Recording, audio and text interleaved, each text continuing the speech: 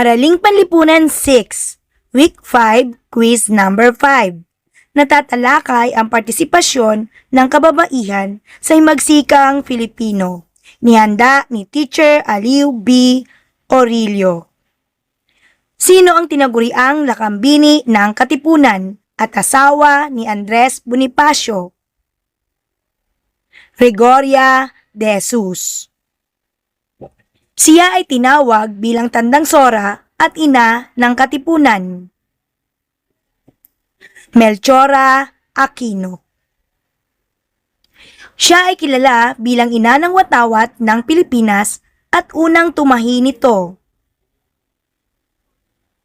Marcela Agoncillo. Ang ina ng Biak na Bato at ina ng Philippine Red Cross at tumayong nurse sa panahon ng Rebolusyon. Trinidad Tecson. Nagtago ng watawat sa ilalim ng kanyang palda upang malusutan ang mga Guardia Sibil. Patrocinio Gamboa. Siya ay kilala bilang Joan of Arc ng Visayas na nakidigma sakay ng kanyang kabayo. Teresa Magbanua. Tinawag na Godmother of the Revolutionary Forces at ginamit ang yaman upang suportahan ang himagsikan. Doña Gliceria de Villavicencio. Unang babaeng tinanggap sa Katipunan na pinsan ni Emilio Jacinto. Marina Dizon Santiago. Saan tinahi ni Marcela Agoncillo at ng kanyang mga kasama ang watawat ng Pilipinas? Sa Hong Kong. Ang dalawang kasama ni Marcela Agoncillo na tumahi ng watawat ng Pilipinas. Lorenza Agoncillo at Delfina Herbosa de Natividad. Ilang araw tinahi ang watawat ng Pilipinas sa Hong Kong? 5 araw.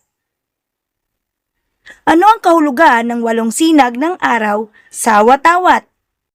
Ang 8 lalawigan na lumaban sa mga Espanyol.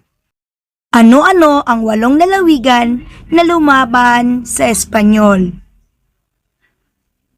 Maynila, Bulacan, Cavite, Pampanga, Nueva Ecija, Tarlac, Laguna at Batangas. Ano ang kahulugan ng 3 bituin sa watawat? Luzon, Visayas at Mindanao. Tumayo bilang tagapag-ingat ng mga mahalagang dokumento at selyo ng Katipunan at kasama sa nagburda ng watawat ng Katipunan. Gregoria de Jesus. Siya rin ay tagapag-ingat ng mga lihim na dokumento at sinunog ang mahalagang papeles ng Katipunan upang hindi makuha ng mga Espanyol. Marina Dizon Santiago. Gumamit ng estilo ng kundiman o awit ng pag-ibig at tula upang ipahayag ang malalim na pagmamalasakit sa bayan. Gregoria de Jesus. Palayaw o tawag kay Gregoria de Jesus. Oryang. Tinaguriang heroine of Haro at lihim na nagdala ng watawat ng Pilipinas, naging espiya at tumulong sa paglikom ng salapi, pagkain, gamot at armas para sa mga revolusyonaryo. Patrocinio Gamboa. Pinamunuan at inorganisa niya ang sangay ng kababaihan sa Katipunan at nagturo sa kanilang maging matatag. Marina Dizon Santiago. Kilala siya sa kanilang bayan dahil sa kanyang kagandahan at pagiging mainhin, kaya't binansagan siyang Rosang Taal. Melchora Aquino.